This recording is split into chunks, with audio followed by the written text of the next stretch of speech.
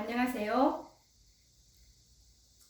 구속의 경륜 87번째 시간인데요. 오늘도 우리가 은의 시기가 이제 끝나자마자 7재앙이 시작이 되는데, 지금 이제 7번째 재앙까지 이제 우리가 연구를 지금 해오고 있는데요. 오늘은 어떤 부분을 좀 더 깊이 연구를 해 보려고 하냐면, 계시록 16장 17절에 나오는 되었다라고 하는 이 말씀의 의미와, 그리고 이 7번째 재앙과 함께 가장 큰 사건이 뭐냐면, 이제 셋째 천사의 기별을 믿고 잠든 14만 4천인에 대한 그 특별 부활, 이것에 대해서 좀 더 연구를 해보려고 합니다. 많은 재림 교인들이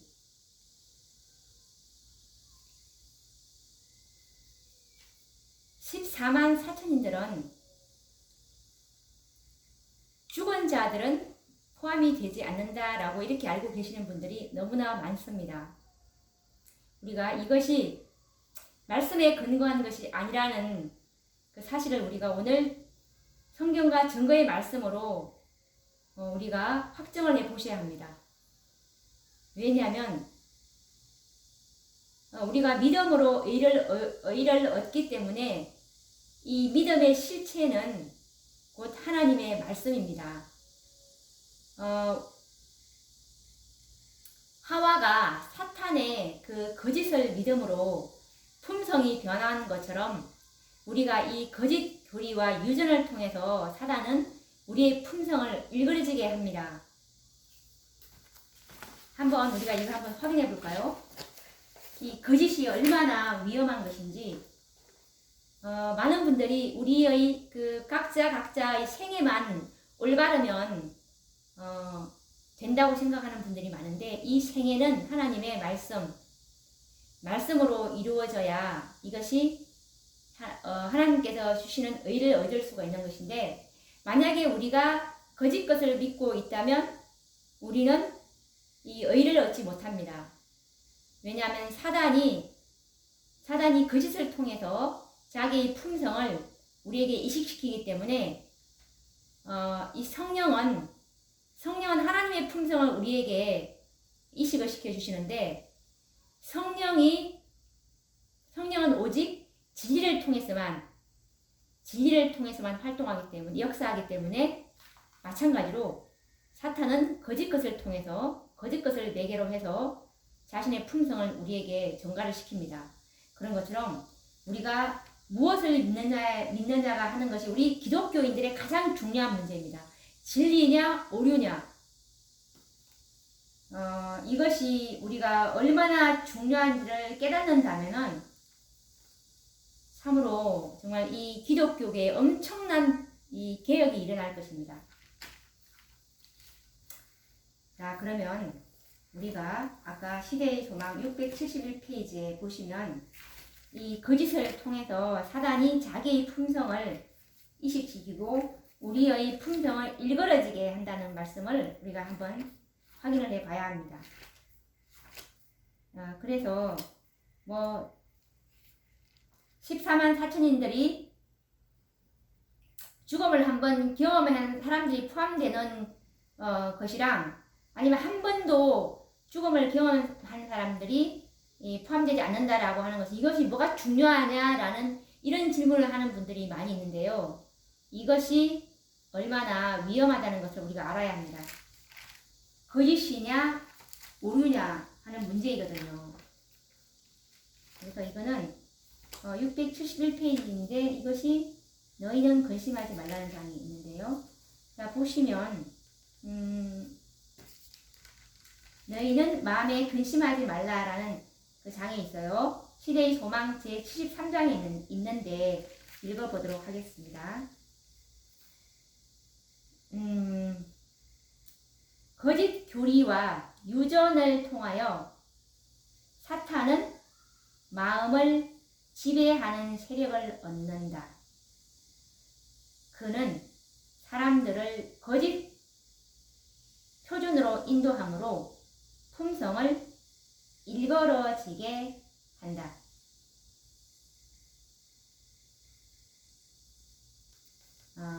정말 이것은 정말 위험한 것입니다.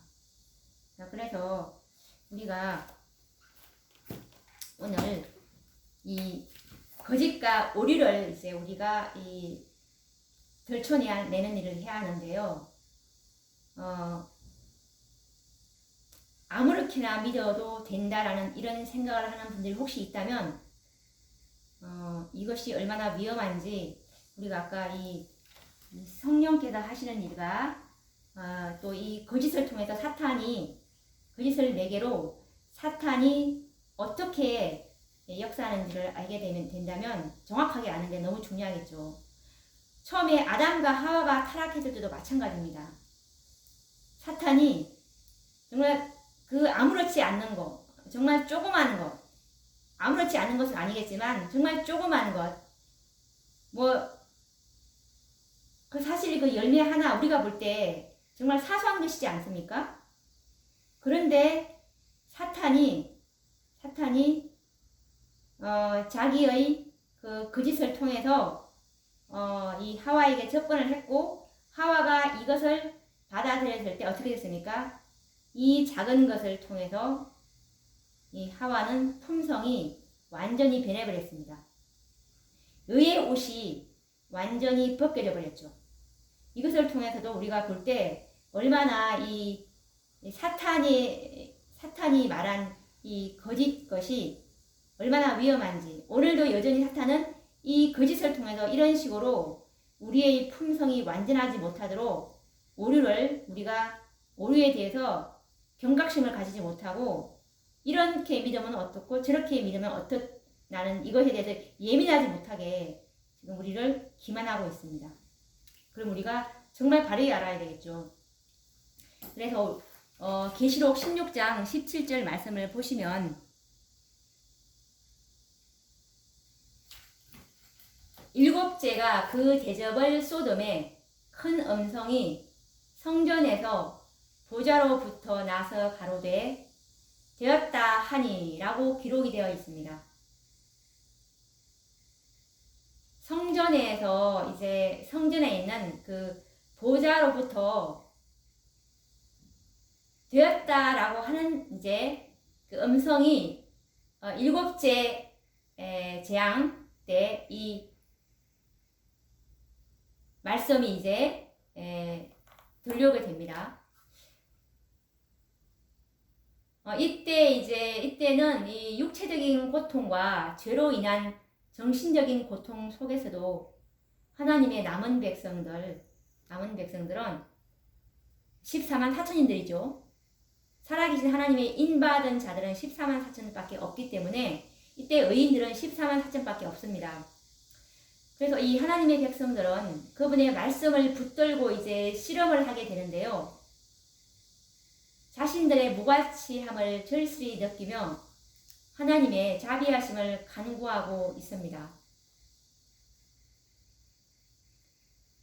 왜 이들을 하나님께서는 속히 구원하지 아니하시고 이들에게 이처럼 가혹한 시험을 허락하시는 걸까요? 이 말씀의 해답은 각시의 대쟁투 630페이지에 나와 있는데 우리가 천천히 읽어보면서 그 해답을 찾아보도록 하겠습니다. 그들은 밤낮으로 하나님께 구원을 호소한다. 악한 자들은 기뻐 날뛰며 조롱한다. 이제 너희의 믿음이 어디 있느냐? 너희가 진정으로 하나님의 백성이라면 어찌하여 하나님께서 너희를 우리 손에서 건져내지 않으시느냐? 그러나 구원을 기다리는 자들은 예수님께서 갈바리의 십자가에서 돌아가실 때 제사장들과 장로들이 조롱하며 외치던 말, 마태복음 27장 42절에 기록되어 있는데요. 저가 남은 구원하였으되 자기는 구원할 수 없도다.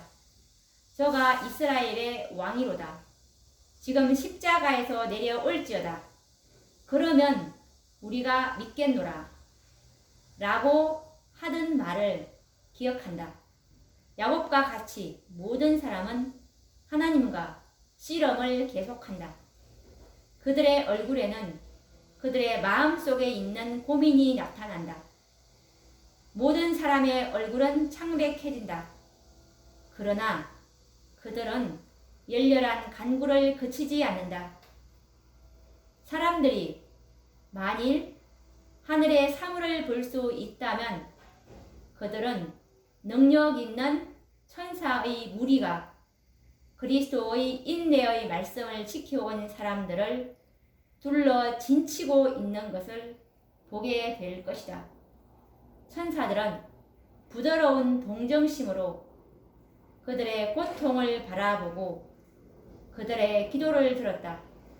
그들은 사람들을 위험에서 구해내라는 사령관의 명령이 내리기를 기다리고 있다. 그러나 그들은 조금 더 기다려야 한다. 하나님의 백성들은 쓴 잔을 마시고 피의 침례를 받아야 한다. 그들에게 그처럼 큰 고통의 요소가 되는 구원의 지연은 그들의 탄원에 대한 가장 좋은 응답이다. 그들이 주님께서 일을 하시도록 진심으로 기다리고자 애를 쓰고 있는 동안 그들은 그들의 신앙 경험에서 그처럼 활용해 보지 못하였던 믿음과 소망과 인내를 활용하지 않을 수 없게 된다라고 이렇게 대쟁투 630페이지에 기록이 되어 있어요. 이 상황에서 이제 7번째 이 재앙 이제 전에 이 살아계신 하나님의 인받은 14만 4천인들을 정말 죽이려고 이 악인들이 얼마나 애를 쓰겠습니까? 그래서 이들이 이제 밤낮으로 하나님께 구원을 호소하지 않습니까? 읽었던 말처럼 정말 너희 믿음이 어디 있느냐? 그러면서 조롱도 하고 그런 상황에서 정말 이들은 이 악인들은 저가 남은 구원하였으되 자기는 구원할 수 없도다. 그러면서 지금 십자가에서 내려올지어다 라고 하면서 이런 말을 예전에 했던 그런 말과 같은 그런 조롱을 계속하고 있습니다.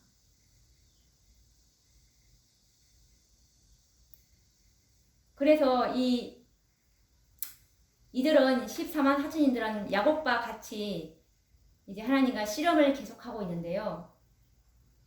그들의 얼굴이 얼마나 그 씨름이 격렬한지 얼굴이 모두 창백했고 그러면서 그들은 기도를 열렬하게 하는 것을 그치지 않는 상황이에요.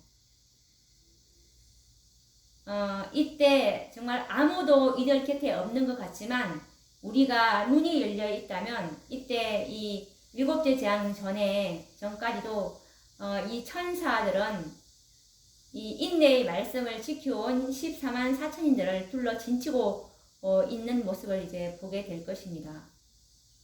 그래서 이 천사들이 이런 위험감, 악인들이 이들을 죽이려고 하는 그런 위험 가운데서 이제 구해내고 싶지만 이 사령관의 명령이 이제 내리지 않고 있는데 하나님의 명령이 내리지 않고 있어요. 그래서 아직도 좀 더 기다려야 하는 것입니다. 왜냐하면 아직도 이 14만 4천인들은 썬 잔을 더 마셔야 하고 피의 침례를 더 받아야 하는 것이 하나님의 계획입니다. 이 야곱의 환난 때. 그래서 이렇게 큰 고통이 수반되고 있지만 구원이 지연되고 있는 것은 이것이 우리에게 참으로 유익한 것이기 때문에 우리의 그 탄원에 대한 가장 좋은 응답으로 이렇게 구원이 지연되고 있는 것입니다. 그래서 이들은 하나님께서 우리에게 믿음과 소망과 인내를 우리의 신앙 경험에서 정말 이처럼 활용해 보지 않았던 그 신앙 경험을 이때 야곱의 환난 때 우리가 이제 활용하게 될 것입니다. 그래서 이 죄 없는 사람들이 왜 선잔을 오랫동안 마셔야 하고 그리고 피 침례를 받아야 하는 이유가 왜 그러냐 하면 일찍이 사단은 하나님의 율법은 순종할 수가 없고 결함이 있기 때문에 변경되어야 한다고 주장을 했습니다. 그래서 이제 하나님께서는 한 백성, 마지막 남은 교회죠. 이 14만 4천인들을 준비시켜서 그리스도의 중보와 성령의 도우심이 없이 이들을 이 14만 4천인들을 지성소에서 이제 연단을 시켜서 이제 사단에게 이제 내어 주시게 되는 것입니다. 이제 은혜의 시기가 끝나고 나서 이제 야곱의 환난 때 실제왕 때 이제 사단에게 내어 주시게 되는데요. 그래서 하나님께서는 그들을 끝까지 시험하도록 사단에게 허락하시는 것이죠. 사단은 이제 자신의 모든 지혜와 수단을 다해서 이들을 이제 시험하게 되는데요. 육체적으로 그리고 정신적으로 사단이 할 수 있는 일이라면 모든 방법을 동원해서 이들을 범죄케 하려 할 것이지만 사단은 이 14만 4천인들의 믿음의 손을 하나님께로부터 떠나게 하지는 못할 것입니다. 이것은 마치 예수 그리스도께서 십자가에 운명하시기 전까지 사단은 온갖 수단과 방법으로 그분을 실족하게 하려고 했지만 실패함으로 결국 그분의 생명을 빼앗은 것처럼 마지막 환난의 때도 하나님의 백성들에게 그렇게 할 것입니다. 사단은 더 이상 이들을 굴복시킬 수 없기 때문에 드디어 하나님의 백성들을 전멸시키므로 하나님의 품성의 증인들,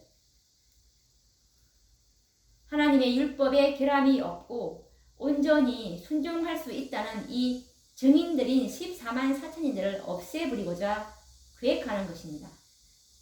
사단이 하룻밤 사이에 전격적인 일격으로 이제 이들을 쳐부수어버릴 계획을 세우고 죽이고자 할 이때 하나님께서 우리 요한계시록 16장 17절 말씀처럼 하늘 성전에서 보좌로부터 나서 가로되 되었다라고 하는 이 음성이 발하여지는 것입니다.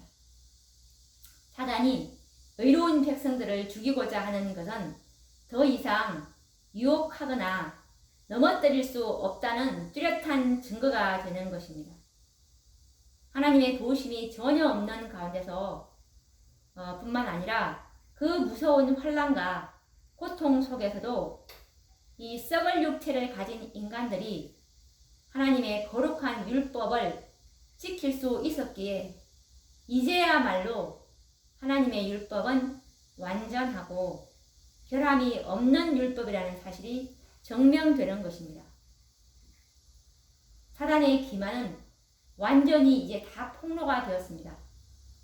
6,000년 동안 이 땅에서 전개된 이 율법 전쟁은 14만 4천인들의 승리로 말미암아 끝을 맺게 된 것입니다. 얼마나 오랫동안 바라고 기다려왔던 승리의 장면입니까? 하늘에서는 이제 기쁨의 함성이 울려 퍼졌을 것입니다. 그러나 아직도 이 땅에는 사단의 분노가 끝나지 않았습니다. 그래서 이제 되었다라고 선언하시는 보좌로부터 이제 하나님의 음성으로 말미암아 일곱째 재앙을 가진 일곱째 천사가 이제 대접을 쏟으니까 하늘 보좌에서 아버지 하나님의 음성으로 되었다라고 하는 소리를 이제 발하게 되므로 이 땅에는 지금까지 볼 수 없었던 이제 큰 지진이 일어나게 되는데요. 이것이 바로 이때 일어나는 사건이 바로 일곱째 재앙 때 있을 가장 큰 사건이 특별부활입니다. 특별부활, 특별한 부활이죠. 이때 무덤이 열리고 특별한 무리들의 부활이 있게 되는데 이것이 다니엘이 기록한 예언의 성취입니다.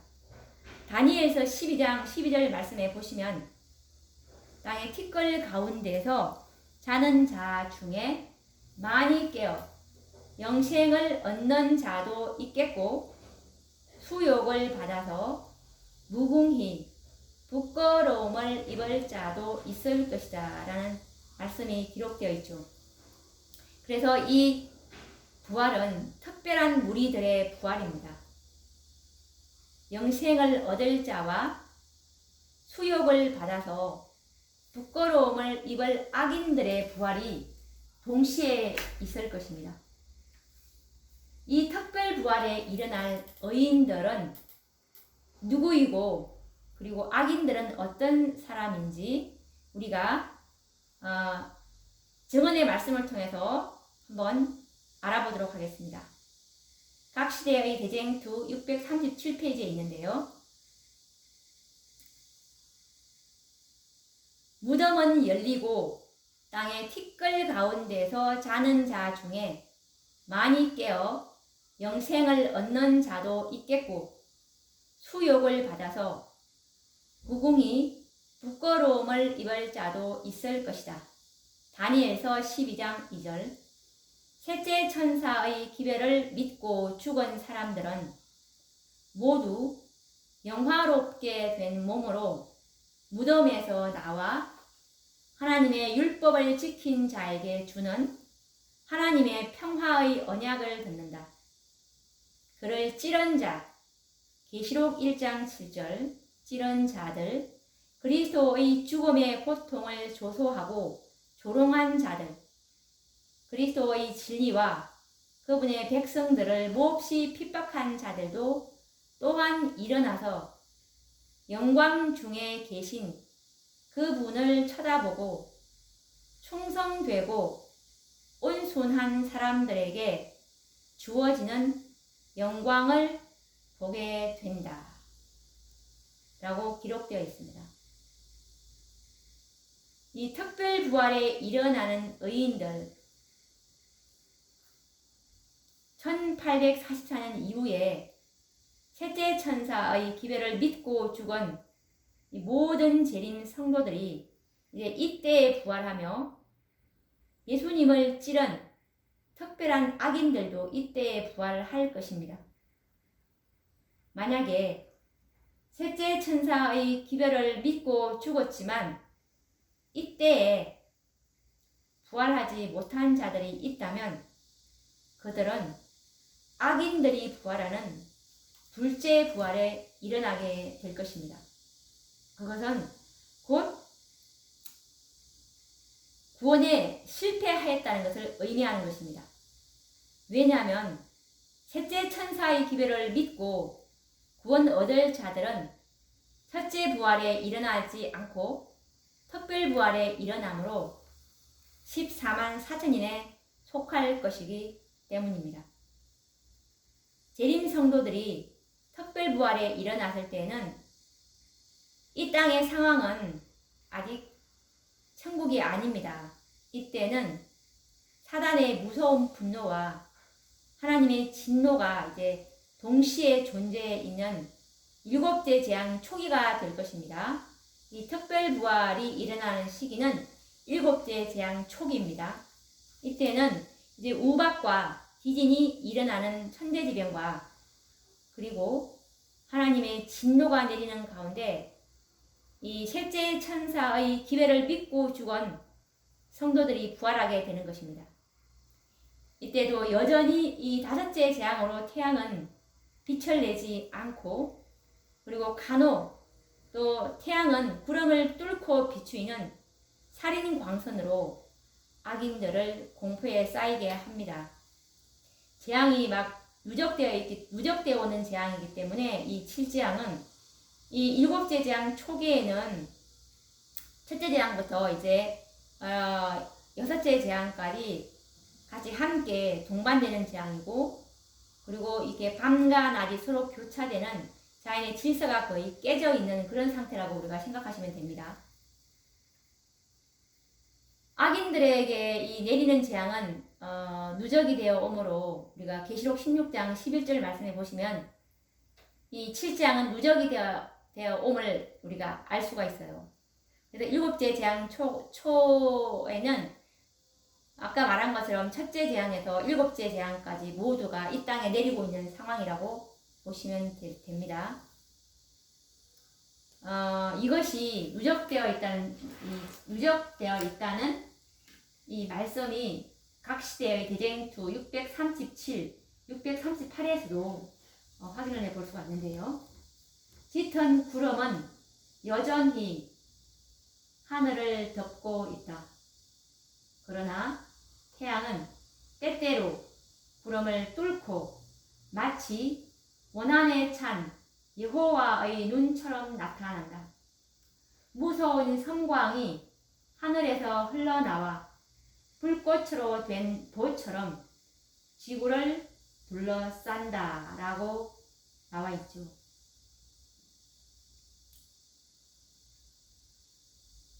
짙은 구름이 하늘을 덮고 있다고 하고 있고, 그리고 태양이 무서운 성광처럼 이렇게 하늘에서 흘러나와서 불꽃으로 된 부호처럼 지구를 둘러싸고 있는 정말 이 엄청난 광경입니다. 그리고 목사와 복음교역자에게 보내는 권면 182페이지에도 이것에 관련된 말씀이 있는데요. 마지막 7재앙은 퍼부어질 것이다. 하나님의 진노의 번개가 곧 내리칠 것이며 그분께서 범죄자들을 처벌하기 시작하면 끝을 볼 때까지 한순간도 쉬지 않으실 것이다. 하나님의 자비가 전혀 섞이지 않는 공의만이 지금 엿보이는 그런 말씀을 볼 수가 있겠죠. 그리고 계시록 16장 10절에서 11절 말씀을 보시면 또 다섯째가 그 대접을 짐승의 보좌에 쏟으니 그 나라가 어두워지며 사람들이 아파서 자기 혀를 깨물고 아픈 것과 종기를 인하여 하나님을 회방하고 라는 이 말씀에서도 이것이 지금 다섯째 재앙이 내리는 장면인데, 다섯째 재앙 때도 보니까 첫째 재앙인 종기 재앙이 같이 동반되고 있는 것을 볼 수가 있네요. 아픈 것과 종기를 인해서 하나님을 회방하고 라는 이 말씀에서, 그래서 우리가 조금 전에 읽어본 이 정언의 말씀을 토대로 볼 때 재앙들이 누적되어 왔다는 사실을 짐작할 수가 있죠. 특별 부활 이후에도 이 다섯째 재앙, 이 흑암 재앙이 있고, 그리고 태양의 그 살인적인 섬광, 넷째 재앙도 있고, 다섯째 재앙이 부어질 때 이 계시록 16장 10절에서 11절 말씀처럼 첫째 재앙 때 있은 이 종기와 독종이 그대로 존재해 오고 있는 것을 우리가 볼 수 있기 때문에 이 7재앙은 누적된 재앙이라는 것을 알 수가 있습니다. 이와 같은 이 재앙에 비례해서 성도들이 당하는 이 야곱의 환난 역시도 계속 갈수록 이제 훨씬 깊어지게 되고, 여섯째 재앙 때는 이제 야곱의 환란의 절정에 달하게 될 것인데요. 일곱째 재앙이 내린 후에 악인들에게는 재앙이 거의 절망적이지만 성도들은 이때부터 이제 하늘에서 나타나는 구원의 징조들을 보게 되므로 위로와 희망을 갖게 되고 정신적인 고통으로부터 이제 해방될 것입니다. 그런데 아직 모든 환란이 끝난 것은 아닙니다. 그리고 이 셋째 천사의 기별을 믿고 잠들었지만 특별 부활에 일어나 구원받을 무리들은 예수님이 재림하시는 때까지 짧은 기간이지만 환란을 경험하게 될 것입니다. 그래서 이 짧은 기간에 환란을 맛보고도 14만 4천인들의 특권을 누리는 이들에 대해서 이 성경에는 어떻게 기록되어 있냐면 요한계시록 14장 13절 말씀에 보시면 이 말씀은 요한계시록 14장 12절 말씀 뒤에 기록되는 말씀입니다. 셋째 천사의 기별이 끝나자마자 14장 계시록 13절이 기록되어 있는데요. 어떤 말씀이 기록되어 있냐면 기록하라 자금 이후로 주 안에서 죽는 자들은 복이 있도다 라고 이렇게 기록되어 있습니다. 이 주 안에서 죽는 자들은 이 아담 이후부터 잠든 의인들이 아니고요. 이것이 왜 계시록 14장 13절에 기록되어 있냐면 계시록 14장은 어떤 장이냐면 14장은 세 천사의 기별로 만들어질 지성소의 사업을 주님께서 계시해 주시고 그리고 이 지성소 사업이 마쳐지는 살아계신 하나님의 입맞은 자의 수를 들으니 14만 4천인 이며 라는 말씀과 땅에서 부족함을 얻은 14만 4천인 밖에는 이라는 이 말씀과 함께 14만 4천의 수요가 채워지면 예수님께서 계시록 14장에 셋째 천사의 기별 뒤에 바로 이한낫을 들고 구름을 타고 추수하시러 오시는 장면이 계시록 14장이에요. 그래서 이 계시록 14장의 13절은 셋째 천사의 기별을 믿고 죽은 사람들을 향해서 기록하라. 자금 이후로 주 안에서 죽는 자들은 복이 있도다 라는 이 말씀. 이 자금 이후는 이때부터라는 뜻입니다. 이때부터는 셋째 천사의 기별 이후에 주 안에서 죽는 자들이 누구겠습니까? 바로 살아계신 하나님의 인을 받은 14만 4천인들에 대한 복을 말하고 있는 것입니다.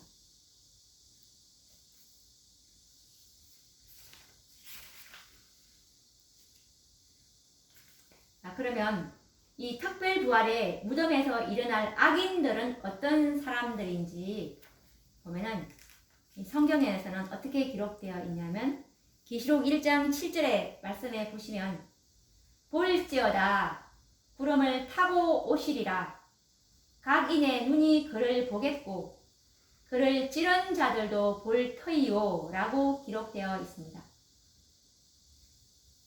예수님을 찌른 자들이 그리스도의 오시는 광경을 볼 것이라고 성경은 말하고 있습니다. 대쟁투 637페이지에 보시면 그를 찌른 자들에 대해서 설명하고 있는데요. 그를 찌른 자들, 계시록 1장 7절이죠. 이들은 그리스도의 죽음의 고통을 조소하고 조롱한 자들, 그리스도의 진리와 그분의 백성들을 몹시 핍박한 자들,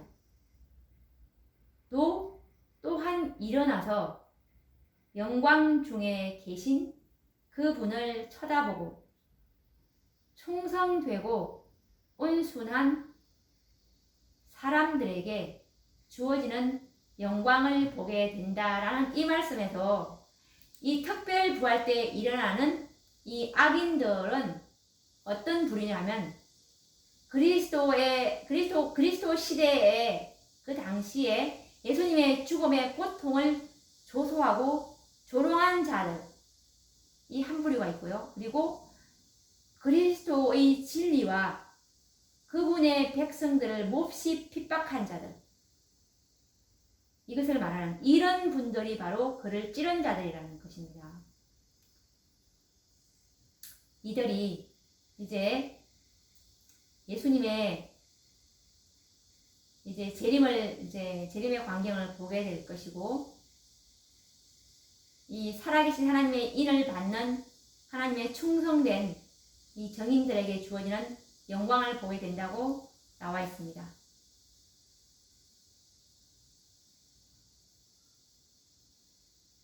이 특별 부활 때 일어날 악인들은 지금은 이미 이제 죽어서 한 줌의 흙이 되어 있죠. 그런데 이분들은 분명히 주님의 말씀처럼 주님의 재림 전 일곱째 재앙 때 되었다라고 하는 이 아버지 하나님의 음성으로 특별 부활할 때 부활하게 될 것입니다.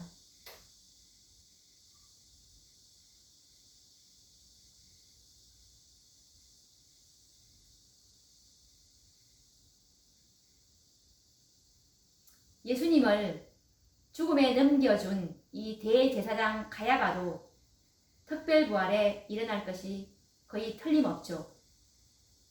마태복음 26장 64절의 말씀처럼 인자가 권능의 우편에 앉는 것과 하늘 구름을 타고 오는 것을 너희가 보리라 라고 주님께서 말씀하셨기 때문입니다.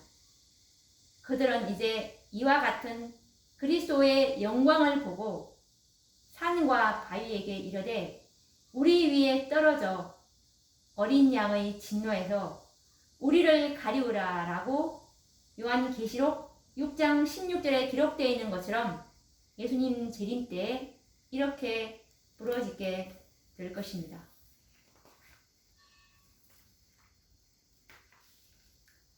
그러면 이제 또 다음 시간에도 우리가 오늘은 이 특별부활과 일곱째 재앙 때 일어날 날 그 특별부활을 연구해 보았는데요.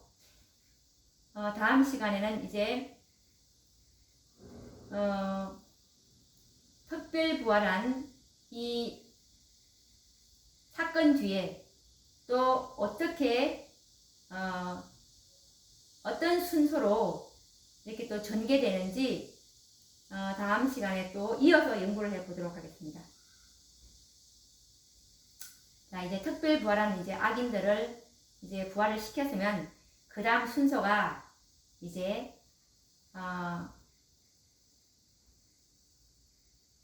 하늘에서 이제 두 돌리가 나타나는 이 사건이 다음 시간에 우리가 또 연구를 하게 될 건데 다음 시간에 또 연구를 해보도록 하겠습니다.